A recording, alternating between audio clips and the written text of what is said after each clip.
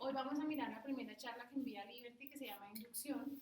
Es contarles a todos los trabajadores qué es y qué no es un accidente de trabajo, es decir, qué cubre la administradora bajo la legislación, obviamente, qué es una enfermedad laboral y cómo es el trámite, obviamente, para ingresar a servicios a la administradora.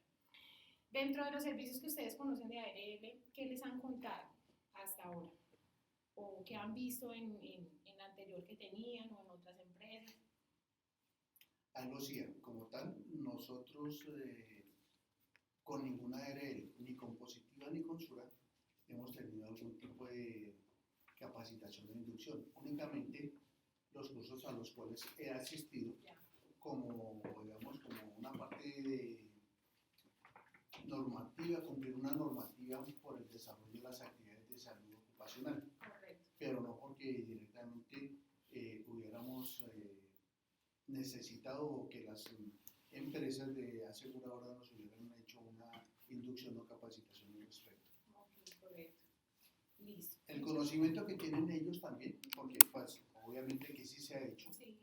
Es muy, digamos, es muy superficial, ¿cierto?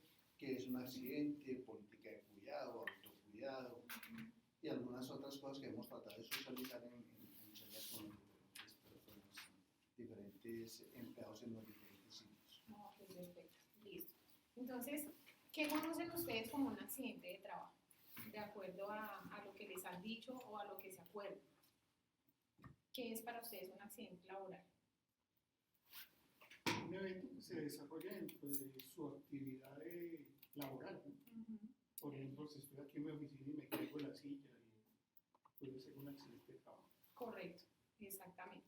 Entonces, nosotros hoy vamos a revisar la ley 1562 del año 2012, que es la ley que actualiza el decreto 1295 del año 94. Esa actualización que se dio se ve reflejada más que todo en las empresas que tienen sindicatos. Antiguamente no se cubría para sindicatos, en labor de sindicatos accidente de trabajo, ahora sí, siempre y cuando sean las actividades en cronograma y autorizadas y demás. El resto de actividades que vamos a mirar hoy siguen siendo iguales desde el año 94 en términos de legislación.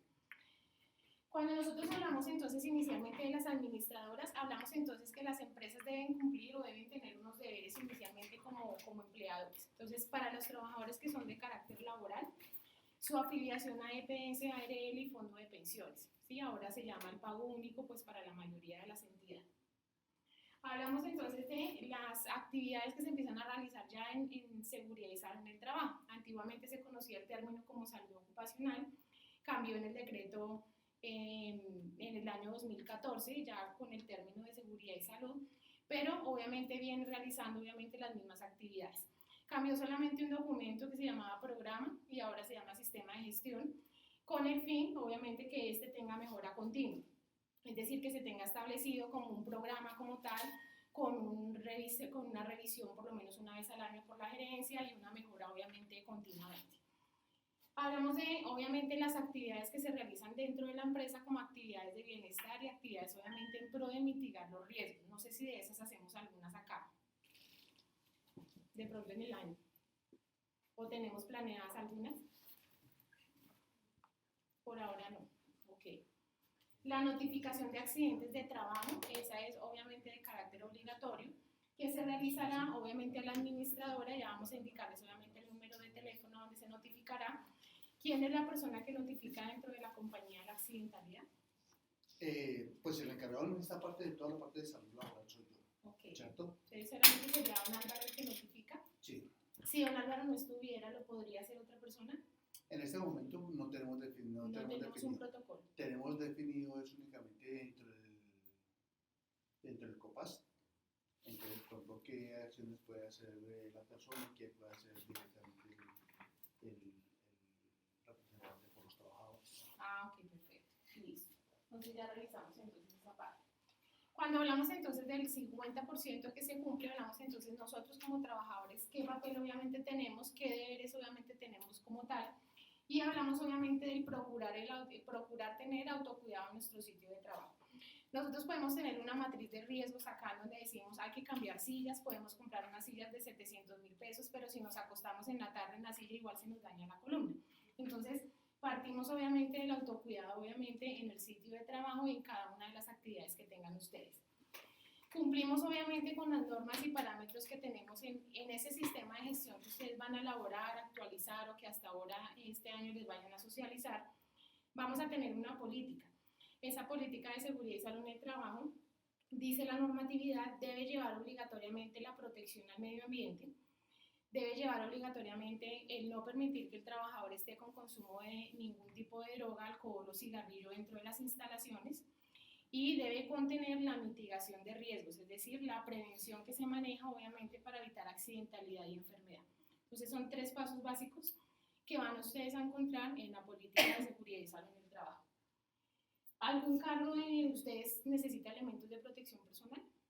No, ninguno. Ninguno. Listo. De por sí el riesgo de nosotros es mínimo, es el 1.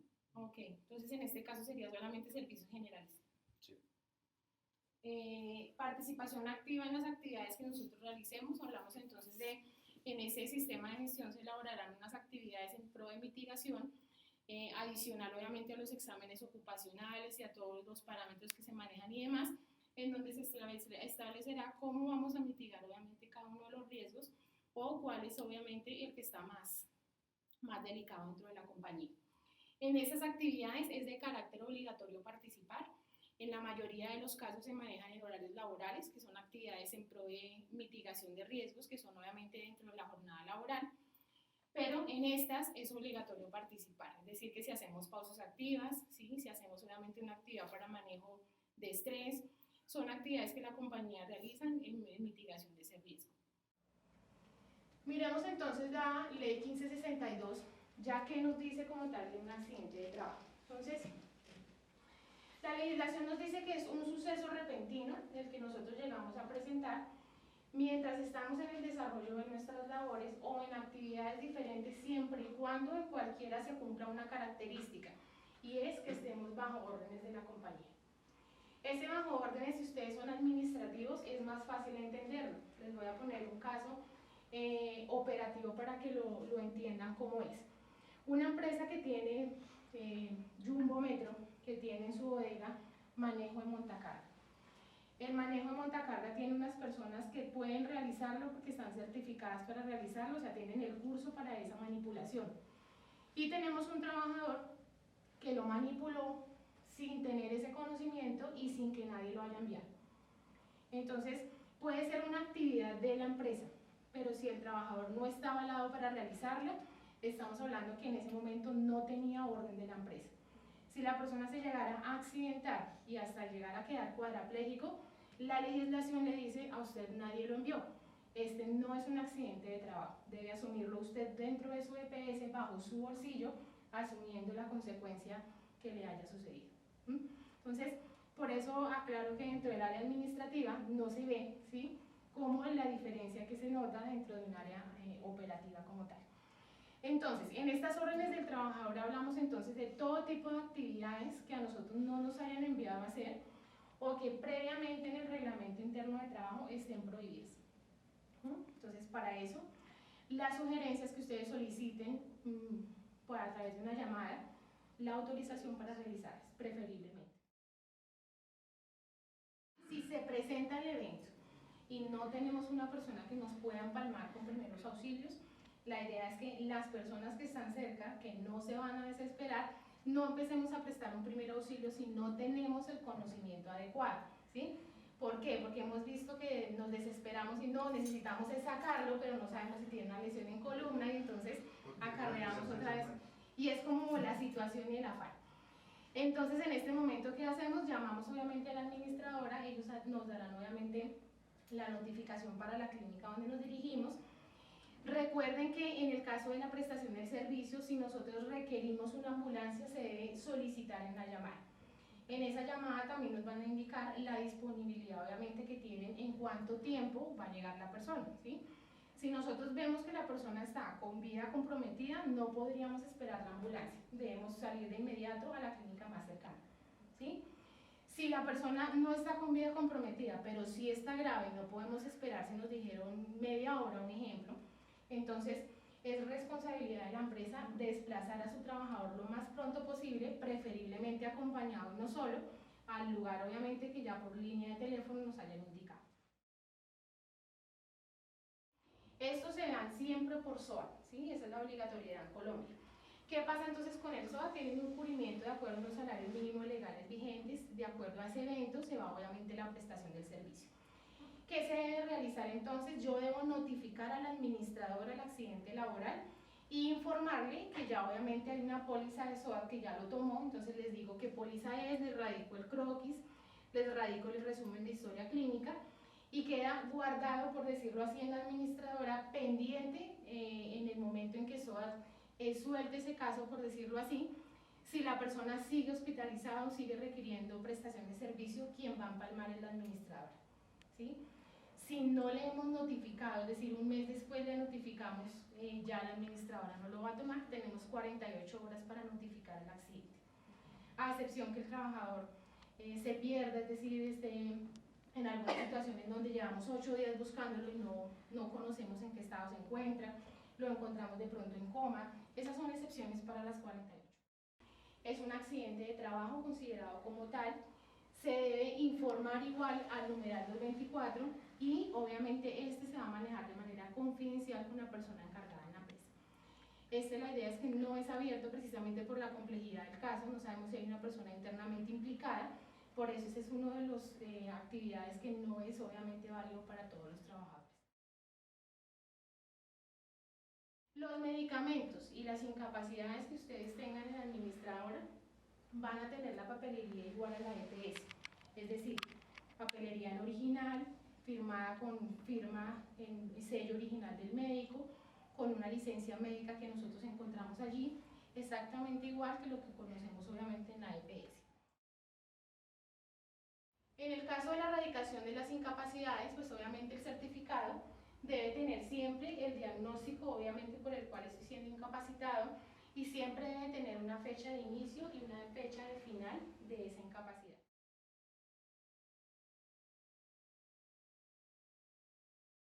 Es una patología que nosotros adquirimos por la exposición a un riesgo o a un medio, ¿sí? Entonces basamos, estaría obviamente la definición del mosquito, por decirlo así.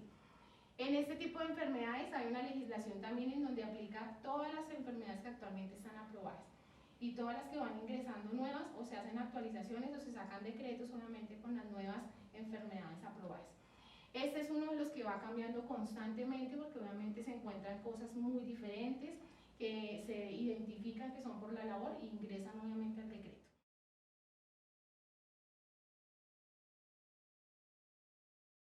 Cuando nosotros iniciamos el procedimiento, que por lo general es me duele de pronto la mano, de pronto si tengo manejo de computador frecuentemente, inicio el proceso con la EPS.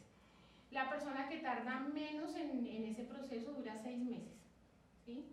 Entonces decimos, yo voy a la EPS, informo lo que me aqueja en salud, ellos me hacen la labor a través de imágenes, a través de exámenes de laboratorio y envío a especialistas. Cuando yo tengo este proceso y llevo ya mis resultados y vuelvo otra vez a especialista, por lo general ya han pasado mínimo 2 meses y medio, ¿sí? Por lo general, para llevar los primeros resultados. En ese momento ya empiezo un posible proceso para saber cómo se llama mi enfermedad. De 2 y medio a 6 lo que se busca es que nosotros mismos no perdamos tiempo, es decir, que si la EPS tiene 1 mes y medio para dar citas, pues yo no espere 2 semanas para sacar la cita, porque ya estaríamos perdiendo esas 2 semanas, por decirlo así. Cuando a mí la EPS ya me dice el nombre de la enfermedad, me dice efectivamente usted tiene túnel de carpo por el movimiento repetitivo que hace en su computador. En ese momento la EPS remite dentro de la misma entidad a la especialidad que se llama medicina laboral. El médico laboral es una especialidad abierta para todos nosotros, pero solamente nos atiende cuando tenemos el nombre de la enfermedad. Él no nos busca, por decirlo así, sino nos identifica si es laboral o común. Cuando ellos tienen esa definición y para el médico laboral es en primera instancia una enfermedad laboral, ellos nos remiten a la administradora a través de una carta que toma aproximadamente 20 días hábiles para volver en respuesta tanto a la empresa, a la EPS y al trabajador. En esa respuesta debe indicarle, si le dice sí, efectivamente es una enfermedad de tipo laboral, le indica obviamente a dónde debe dirigirse, el número del teléfono y todo el procedimiento, y empezará la cobertura de recuperación de la enfermedad el tiempo que sea necesario y con el procedimiento requerido de acuerdo a la enfermedad.